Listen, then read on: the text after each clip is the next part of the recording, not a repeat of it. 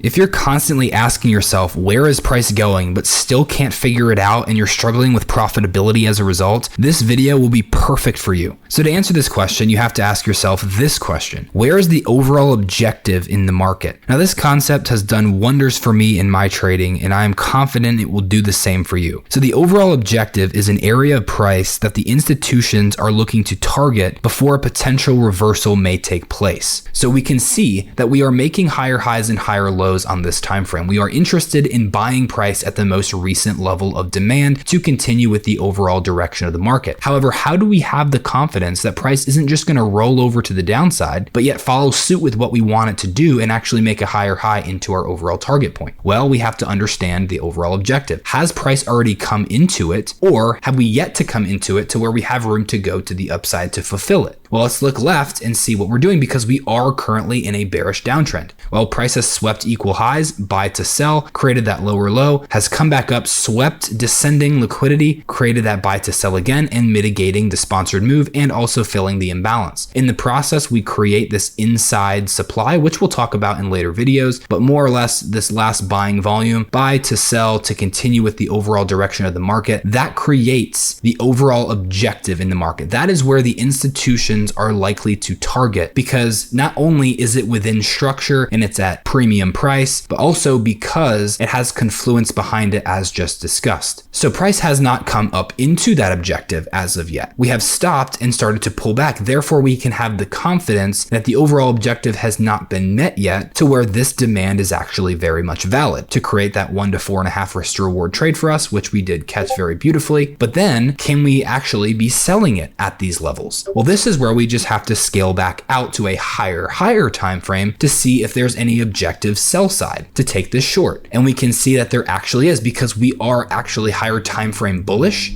However, we have created equal lows at this price point. We have not mitigated the higher time frame level of demand, this last selling volume before the expansion took place. So as we were looking to buy in here up into buy side objective, we can then be looking to sell from these levels, because we have the confidence that the sell side objective has not been met yet, aka where the institutions are likely to target next. And that's exactly where we are headed at this current time. So my goal for this video is to help you with the clarity in your own trading, so you're not scratching your head as to what price may do next, but help you build the confidence to know where price is headed, so that you can jack up that win percentage and take higher probable trades. And I'm going to be throwing in a little twist here at the end, so you're going to want to watch this video in full. So sit back, relax, and let's learn. Fidelcrest is an award-winning prop firm that funds traders with up to $2 million and offers generous profit splits up to 90%. So one thing that really sets Fidelcrest apart is their no minimum trading days requirement on their challenge and verification stages. On top of that, traders who successfully pass the challenge and verification stages are eligible to receive a bonus payout of up to $30,000 on top of their funded stage profit split payout on performance. And be sure to use promo code TradingNut, all one word, to get 10% off your next challenge. Click the link in the description below or the card above to find out more. What's going on, fellow traders? I hope you guys are doing exceptionally well. It's your boy Nate here from Aerial Effects, coming at you with another video. So as we just looked at on USD CAD, we discussed a very important concept in our overall trading strategy, and that has to do with market objective or overall objective. So the overall objective is so important because it gives us confidence in our trade setups, knowing that we are trading with the overall order flow of the market, but also trading to the targets of the institutions. So knowing where the institutions are looking to take price is extremely crucial for our overall directional bias, so we're not caught up in the wrong direction of the market. It's one thing to put confluences together to form a setup, but it's a whole other thing to have the conviction behind the trade through the objective of the market. So I'm going to be going over AUD NZD, going through all the lower and higher time frame objectives so that you can better identify and apply this concept to your trading starting today. There's also going to be a little twist at the end, so stay tuned for that. So of course, I have to do a little bit of a top-down analysis to help you guys fully understand what we're looking at on the lower time frames and in terms of the overall market objective. So let's take a look at the weekly and then make our way down the time frame. So here on the weekly time frame, we can clearly see that we are bullish, right? We're making higher highs and higher lows. We have broke the counter trend structure. So we have the low, high, low, high, low, higher high. We broke the counter trend, and even to further that, we failed to generate a lower low, and then we made another higher high. So upon a pullback, we can naturally expect another higher high in the market just based upon market structure. But what's interesting about this is that we have created ascending liquidity prior to the break of the counter trend structure. So what does that create? It creates liquidity so that we can sweep it and then move in the overall direction of the market. So this is a very big enticement for retail traders spanning from December 2018 through about March of 2020. So about 2 years of price action swept away from retail traders. So 1, 2, 3, 4 touches, I would say, from this retail ascending trend line provides them opportunities to buy, but then they are sadly,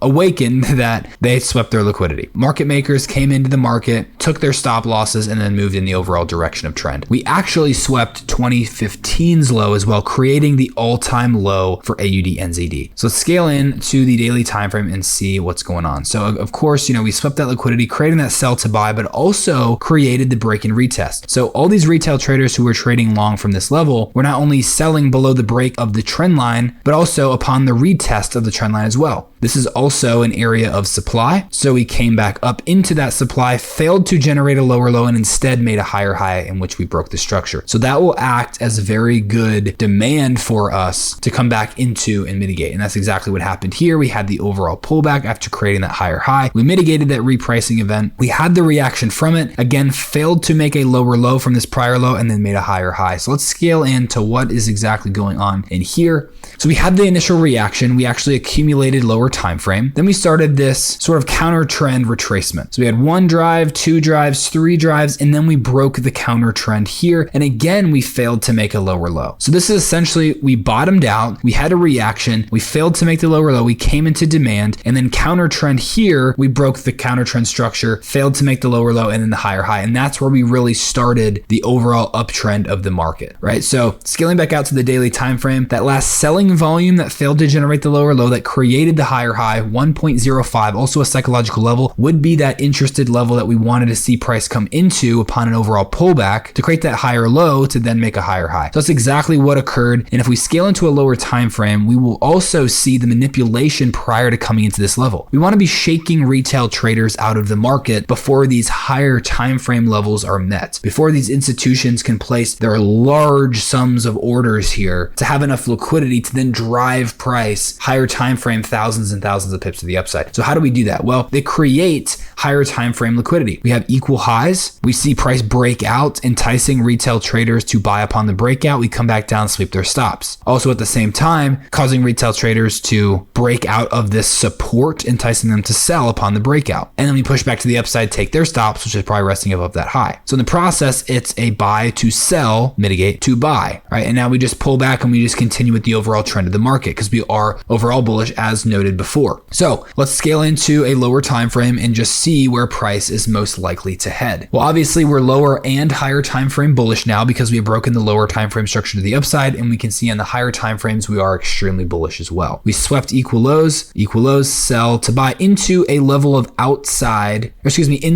supply here. This is the inside supply, and we also had this outside demand in here as well. So these would be my 2 levels of interest. I probably wouldn't have taken that trade even if I saw that in time, just because this is not a good risk to reward, but that would have been a general area in which you could have looked to have taken a buy from, especially because we broke out from the counter trend here to the upside. I would have, however, looked at this area of demand as reasons to be looking to buy, filling up some imbalance, just getting back down into discount. We can see we haven't come into there, so there would have been no trade from me. But anyways, we made a higher high in the market and did the same thing here as we did here, right? So we created equal lows, sell to buy, swept the equal lows, continued. These weren't equal lows, but it is a low in the market. This is an overall swing high, pull back, take the sell side liquidity, retest the prior structure, the prior sell to buy, right? And we just continue with the overall direction of the market. Again, in here, creating equal lows. I was hoping that price would come down in here, sweep the equal lows, mitigate the area of demand, and then create another higher high. Obviously, we can see we didn't do that, so we can still look to trade with the overall direction of the market, but still understanding that this is still a valid level. So we created a higher high, a higher low. This is really where we broke counter trend structure, failed to make the lower low, higher high, kind of mitigated this area of demand, and then had a huge imbalance. That's why I'm looking at that region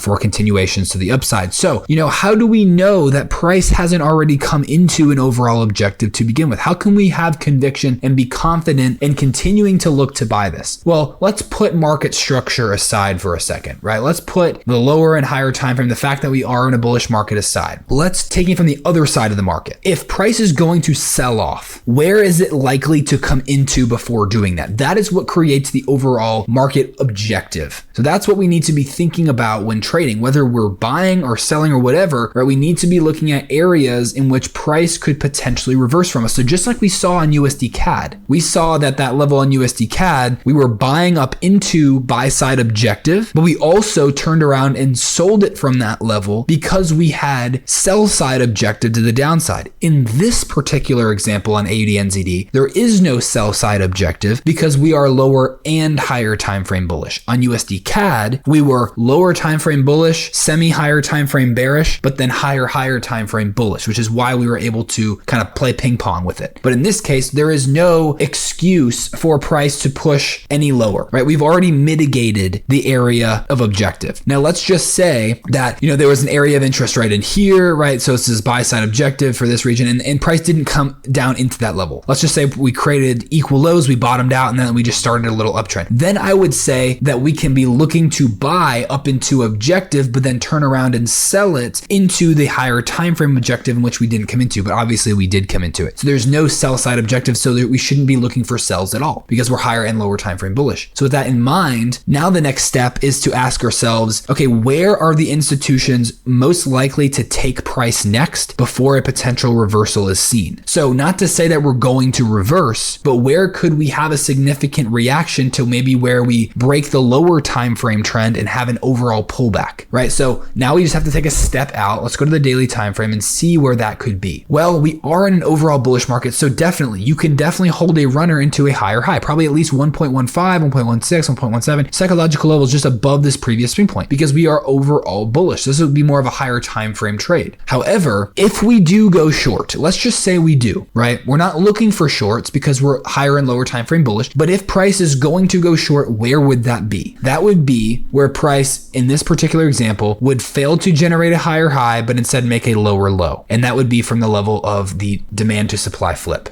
So we can see higher high, higher low, high, low, high, low, high, low. This is an area of demand. We came into that demand. We had the reaction, could have made a higher high, but we didn't. We stopped and made the lower low. And that's when we started the downtrend. So that demand in here is invalidated because instead of making a higher high, we made a lower low. So that demand flips to supply. So this would be the overall objective that price needs to come into. So if price is going to go long and make a higher high, oh well, great, whatever. Doesn't matter because we're looking for longs anyways. But what if price goes short? This would be the overall objective that if price is going to go short from and just make an overall lower low, that is where the institutions need to target first before potentially taking it short. Now, I don't expect that obviously because we're higher time frame bullish, so we're naturally expecting a higher high. But like I said on the USD CAD example, we were overall bearish on that time frame. We were making lower lows, lower highs, lower lows. We were pulling back, buying within the counter trend here up into the overall objective point, but then turning around and selling it because we had sell side objective down in here. But there's no sell side objective in here. The market is fully efficient. We've mitigated everything we need to. So the only thing to do is really to go long. But we have to be careful as traders to say, okay, well, even if we have all the signs pointing to a higher high, what if that doesn't occur? What if the market decides to turn around and go against itself? Well, then we just still have to prepare ourselves and say, okay, well, let's just look at it like we're selling the market. If we were in an overall downtrend, lower low, lower high, lower low, where do we look to pull back into before shorting? We'll look at the counter trend. And that's exactly where what we just talked about, that demand to supply flip, that's where we need to be taking at least the majority of our partials off the table. And then obviously you can leave a runner because we are still higher time frame bullish. All right, so that is the overall objective. Now, how can we implement that and have confidence in any trade that we're taking in here? Well, having the understanding that price needs to come up into that level, we're most likely, and I should say most likely because it's not a guarantee, we're most likely going to push up into at least that level before any significant retracement occurs or anything that would prevent us from going long, right? So we can have confidence in continuing to look for buys, knowing that we haven't reached the overall objective point. Now, let's just say, for instance, that we come up into this level, we create equal lows, sell to buy, we're pulling back. Okay, we swept liquidity at the right time of day, boom, higher highs form, we want to pull back into a sponsor candle. Do we buy it from that level like we're typically taught to?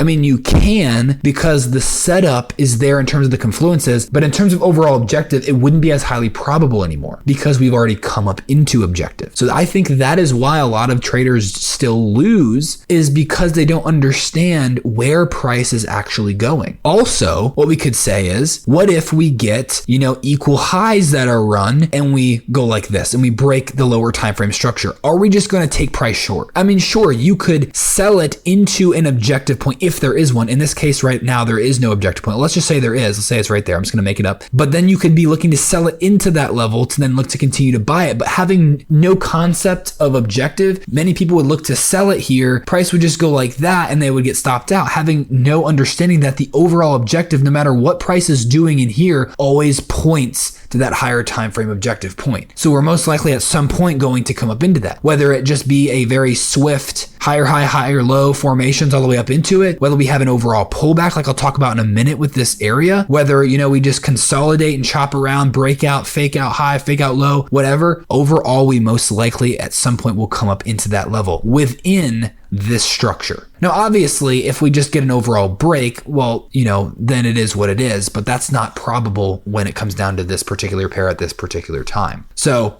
on the lower time frames, this is how we derived our setup. We had equal lows. We didn't quite come into it, right? So we formed this head and shoulders that never really fulfilled itself. And we ended up continuing to make higher highs and higher lows, that is completely fine. We'll just keep trading with the trend until it breaks. So what if it does break? What if we get a break here? Does this mean we're just overall bearish and we should just be looking to take price all the way down lower? No, because we have to look at it in terms of higher and lower time frame objective points. If we break below this level here, like whether below here, right? And we get some sort of pullback and we have a setup to potentially sell it. Well, maybe that is good because we would have the overall objective at this lower time frame level of demand to then be looking to buy it from the level, because then we have buy side objective up there. So when it comes down to higher and lower time frames, remember, just because I'm not saying this is going to happen, but if price ends up breaking, we can't immediately just start to say, okay, we're going bearish. We're going to sell off. The market is now bearish.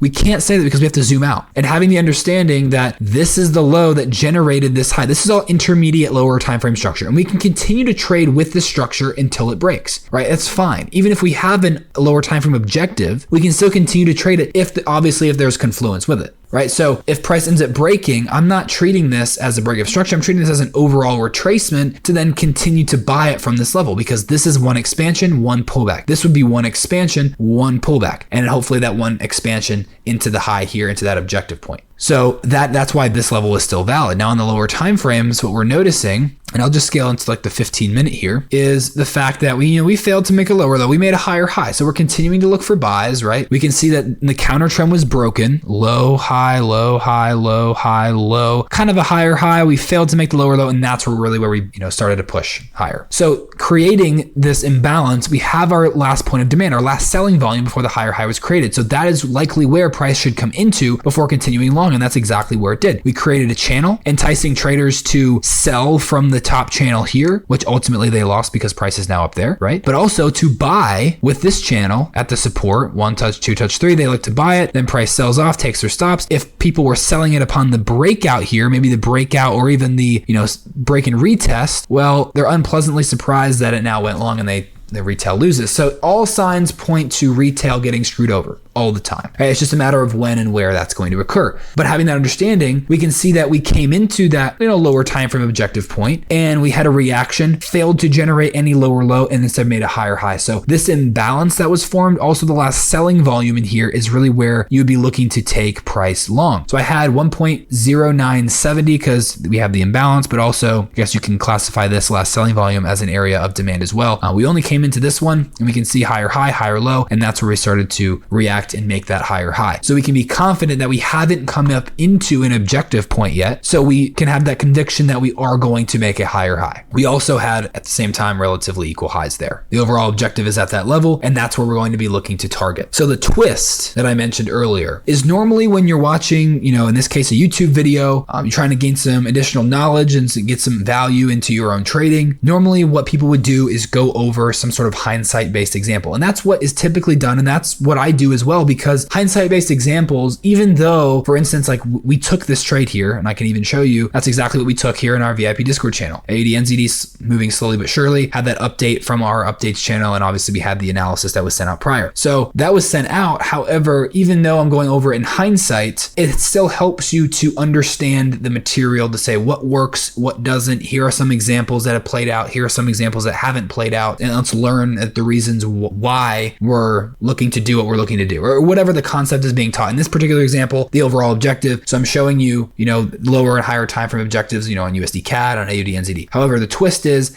that this hasn't played out yet. What would be grand would be for me to go over this example if price has already played out and come up into that level, because it would give credibility behind the particular concept that's being taught. However, what I want to do today is leave it open-ended, right? I want to leave this analysis sort of open-ended. We obviously haven't come up into that. Today is Monday, February 20th, 7:43 p.m. Eastern Standard Time. And we can see this is the time of day and the price point in which we're currently at for this particular day. So I'm not using bar replay here. This is real-time price. So price hasn't come up into that level. What I want to do is essentially, whenever you guys watch this video, whether it be a day after its release, a week, a month, or a year afterwards, go back and see where price is at. Obviously, if it's within a couple days or a week, we probably haven't come up into that level yet. So let's just be patient with it. But overall, that is my overall objective. That's where I want to see price go, and I have conviction behind that. If it's a year or two after this video has been released, maybe it's in 2024, 2025, you guys are watching this video, see where price is at. Go back to this particular price point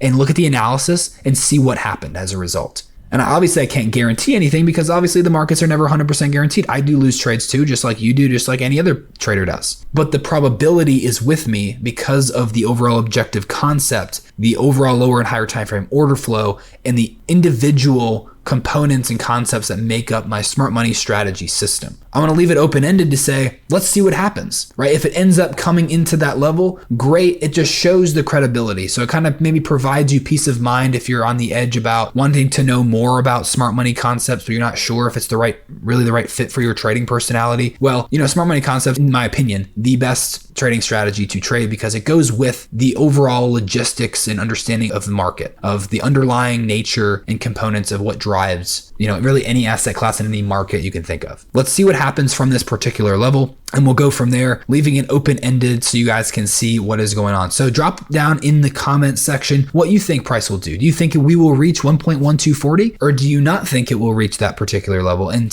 explain why. I would love to see what you guys are thinking in terms of AUD/NZD here. And if we actually do come all the way back up into that level, as you've gone back and seen, give this video a thumbs up. And I really do appreciate your support and your love for the Trading Nut YouTube channel. So guys, take care. Hopefully you guys took some value from this. Of course, if you have any questions, please let me know. I'll be happy to help you, and stay tuned for more videos like this. Take care. Hey folks, you ever wonder what broker I use? Well, I use HankoTrade. It was a no-brainer because I was looking for a broker with good trading conditions and one that wouldn't restrict my leverage. Now, by joining HankoTrade, I've also cut down my trading costs significantly with their super low commission of just $1 per 100K. You can learn more at hankotrade.com, or just click the link I've put in the description.